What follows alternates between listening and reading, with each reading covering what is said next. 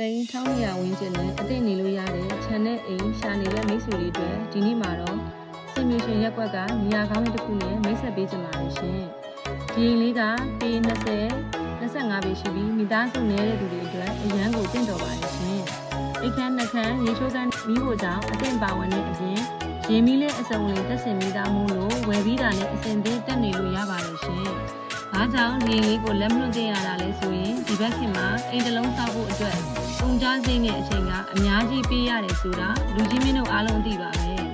အခုလိုရင်းမီးဆုံးအသင့်ပါတဲ့နေရာကို1200ဝန်းကျင်နဲ့ရရှိခြင်းက